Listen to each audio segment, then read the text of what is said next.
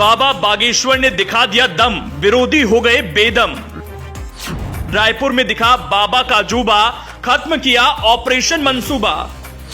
बाबा बागेश्वर का नहीं है जवाब, शक्ति इतनी कि लोग बोले लाजवाब।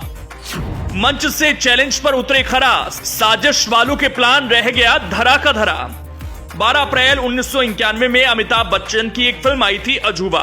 फिल्म में दिखाया गया था कि एक तलवार पत्थर के खंबे में धंसी है, जिसे सिर्फ अजूबा यानी अमिताभ बच्चन ही निकाल सकते हैं। ठीक ऐसा ही चमत्कार दिखाया बाबा बागेश्वर धाम के महाराज धीरेन्द्र कृष्ण शास्त्री ने। सनातन धर्म की रक्षा के लिए उतरे बाबा बागेश्वर धाम सरकार ने आखिरकार सवाल उठाने वालों को दिखा दिया कि वो क्या कर सकते हैं। बागेश्वर धाम सरकार ने बता दिया कि उनकी शक्तियां कितनी हैं। लाखों सवालों से सामना कर सादगी दिखा बाबा बागेश्वर ने ऐसा जवाब दिया कि उनके भक्तों को भी विश्वास हो गया कि धीरेन्द्र शास्त्री ही उनके सनातन के सरकार हैं। नागपुर की घटना के बाद बाबा बागेश्वर धाम की मुसीबतें थमने का नाम नहीं ले रही थी। लगातार बाबा की शक्तियों पर सवाल उठने शुरू हो गए थे।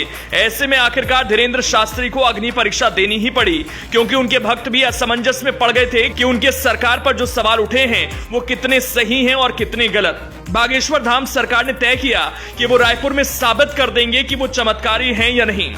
नागपुर में विवादों के बाद रायपुर में बाबा धीरेन्द्र शास्त्री की कथा शुरू हुई थी। चैलेंज था कि बाबा के अंदर अगर शक्ति है तो वो साबित करें। शक्तियों के चैलेंज को बाबा ने आखिरकार दिल पर ले लिया और चैलेंज देने वाले शख्स को रायपुर बुला लिया। हालांकि शख्स ने रायपुर आने की सहमति नहीं जताई, लेकिन बाबा को साबित करना था कि वो कुछ भी कर सकते हैं। बस फिर क्या था, बाबा धीरेन्द्र शास्त्री पीछे नहीं हटे और 5 घंटे का दरबार लगाकर वो सिद्ध कर गए, जिसकी कल्पना बड़े बड़े नहीं कर पाते थे। चैलेंज की वजह से बड़ी तादाद में मीडिया कर्मी भी धीरेन्द्र शास्त्री का दिव्य दरबार कवर करने पहुंचे थे। धीरेन्द्र शास्त्री ने दावा किया कि कोई भी मीडिया पर्सन खड़ा हो, चारों पंडाल की भीड़ में से किसी को भी उठाकर ले आए। उसकी समस्या के बारे में पहले से ही पर्चा लिख देंगे और उसके बारे में सब कुछ बता देंगे। इसके बाद उन्होंने एक कागज पर कुछ लिखा और पत्रकारों से कहा कि किसी को ले आए। रिपोर्टर ने एक बीमार बच्चे के साथ आई महिला को भीड़ से उठाया, उसे मंच की ओर ले जाया गया। मंच पर जब महिला आई तो धीरेन्द्र शास्त्री ने रिपोर्टर से पूछा कि जिस महिला को आप लेकर आए हैं, क्या उसके बारे में जानते हैं? क्या उनका नाम जानते हैं? उन्हें पहचानते हैं? रिपोर्टर ने ना में जवाब दिया। महिला से भी यही बात बाबा ने पूछी। महिला ने भी कहा कि वो पहले से ना तो किसी को जानती है, ना किसी को अपनी समस्या बताई। इसके बाद धीरेन्द्र कृष्ण शास्त्री ने महिला से उसके बच्चे का नाम पूछा। महिला ने कहा दिव्यांश सिंह। बच्चे को चलने फिरने में समस्या थी, बीमार रहता था। धीरेन्द्र शास्त्री ने पहले से लिखा पर्चा महिला के सामने रख दिया, जिसमें लिखा था महिला बच्चे को लेकर परेशान है। बच्चे का नाम दिव्यांश है। नसों में परेशानी की वजह से वो चल फिर नहीं पाता। बच्चे को झटके आते हैं। परिवार में आर्थिक परेशानियां हैं।